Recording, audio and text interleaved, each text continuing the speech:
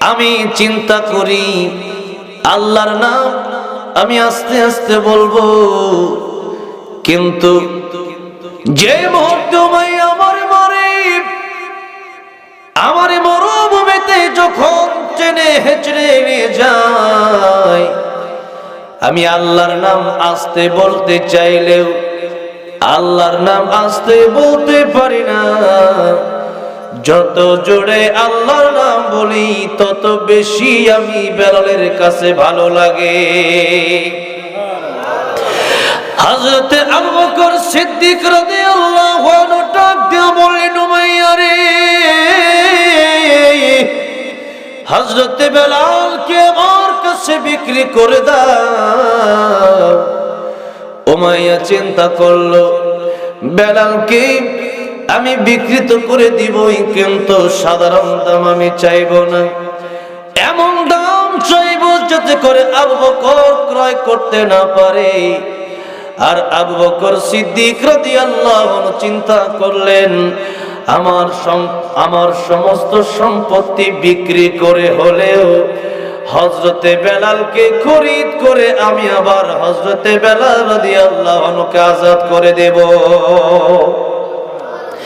কারণ হযরতে বেলাল রাদিয়াল্লাহু আনহু তিনার সম্মান এত বেশি, আল্লাহর নবী বিশ্ব নবী রাহমাতুল লিল আলামিন জান্নাতের ভিতরে যেদিন উনি মেরাজের রজনীতে গেলেন, আল্লাহর নবী টক টক টক টক হাঁটার আওয়াজ শুনতে পাচ্ছেন।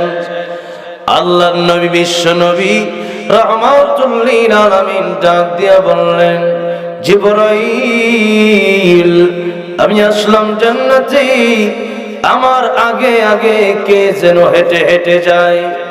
হযরত জিবরাইল বললেন, ইয়া রাসূলুল্লাহ, ইয়া হাবিবাল্লাহ,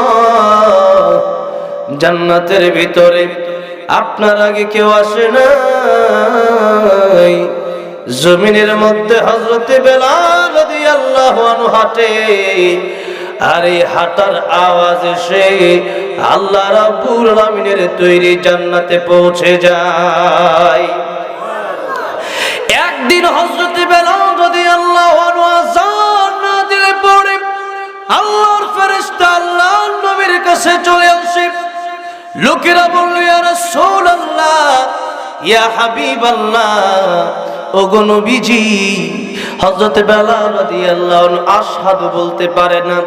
হযরতে বেলাল বলে আশহাদু, তার মুখের ভিতরে আল্লাহর নামের ধ্বনি দেওয়ার কারণে হযরতে বেলাল রাদিয়াল্লাহু আনহুর জিহ্বায় উমাইয়া পেরাক মারছিল।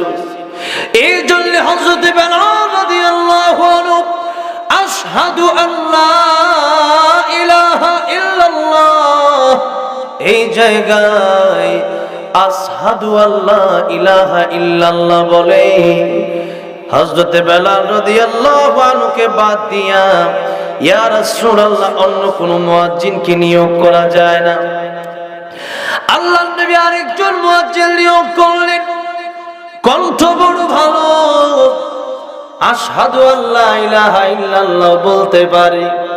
কিন্তু আল্লাহ রাব্বুল আলামিন জিবরাইলকে বললেন, জিবরাইল রে, আমার নবীর কাছে যাও, আমার নবীর কাছে গিয়ে জিজ্ঞাসা করো আজকে কি মসজিদের ভেতরে আযান হয় নাই। জিবরাইল আলাইহিস সালাম জিজ্ঞাসা করলেন, ইয়া রাসূলুল্লাহ, ইয়া হাবিবাল্লাহ, আজকে কি মসজিদে আযান হয় নাই? আল্লাহর নবী বিশ্ব নবী রাহমাতুল লিল আলামিন বললেন, জিবরাইল রে, মসজিদে আযান হয়েছে ঠিক, মুয়াজ্জিনের শুধুমাত্র পরিবর্তন হয়েছে। আজকে তো মসজিদের ভিতরে আযান হয়েছে, আরো সুন্দর কণ্ঠে আযান হয়েছে। এতদিন হযরত বেলাল আশহাদু আল্লা ইলাহা ইল্লাল্লাহ বলতো, আজকের মুয়াজ্জিন আশহাদু আল্লা ইলাহা ইল্লাল্লাহ বলেছে, বড় আরো শুদ্ধ করে আযান দেওয়া হয়েছে। রে জিবরাইল, জিবরাইল ডেকে বলে, ইয়া রাসূলুল্লাহ, ইয়া হাবিবাল্লাহ, এই মসজিদের ভিতরে যতদিন পর্যন্ত হযরতে বেলাল রাদিয়াল্লাহু আনহু আযান না দিবে ততক্ষণ পর্যন্ত আল্লাহ রাব্বুল আলামিনের আরশে আযীমে আযানের ধ্বনি পৌঁছবে না। জোরে জোরে বলেন সুবহানাল্লাহ। এই জন্য আবু বকর সিদ্দিক রাদিয়াল্লাহু আনহু হযরতে বেলাল রাদিয়াল্লাহু আনহুকে কয়েক গুণ দাম বেশি দিয়া উমাইয়ার কাছ থেকে ক্রয় করে আবার হযরতে আবু বকর সিদ্দিক রাদিয়াল্লাহু আনহু হযরত বেলাল রাদিয়াল্লাহু আনহুকে আযাদ করে দিয়েছেন। বলেন সুবহানাল্লাহ। হযরত বেলাল রাদিয়াল্লাহু আনহু তিনি চাইলে আস্তে আস্তে আল্লাহর নাম উচ্চারণ করতে পারতেন, কিন্তু তাদেরকে অনেক অফার দেওয়া হয়েছে। সাহাবায়ে কেরামদেরকে অনেক অফার দেওয়া হয়েছে, নারী বাড়ি গাড়ি যা লাগে সব তোমাদেরকে দেওয়া হবে।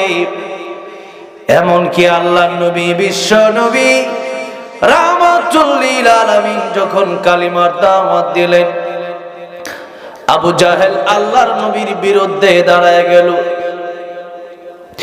আবু তালিব বলল, আবু জাহেল রে, আমার ভাতিজা মুহাম্মদের বাবা নাই, আমি চাচা হইয়া ঘোষণা দিলাম আমার ভাতিজার কিছু হলে আমি তোমাদের কিন্তু খবর আছে। আবু তালিবকে আবু জাহেলেরা বলল,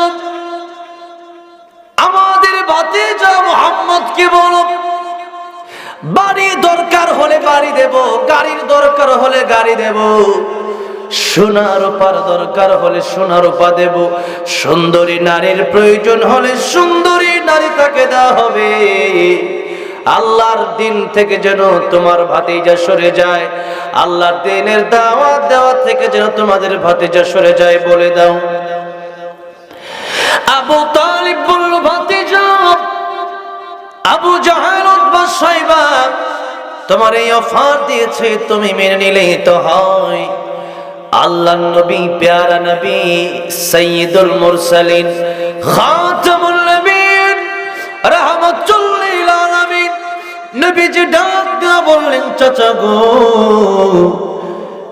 বাড়ি গাড়ি নারী সোনা রূপা কেন, যেগুলো এনে দেওয়া সম্ভব নয়, যেমন আমার এক হাতে চন্দ্র আর এক হাতে সূর্য যদি এনে দেওয়া হয়, তথাপি আমি আল্লাহর দ্বীনের দাওয়াত দেওয়া থেকে এক মুহূর্তের জন্য পিছপা হব না। সাহাবায়ে কেরামদেরকেও বাড়ি গাড়ি নারীর লোভ দেখানো হয়েছে, কিন্তু তারা ঈমান থেকে, ইসলাম থেকে একটা সেকেন্ডের জন্য সরে যায় নাই। কারণ এই জীবন জীবন নয়, আর জীবন আছে। এই জীবন নিয়ে যাবে সেই জীবনের কাছে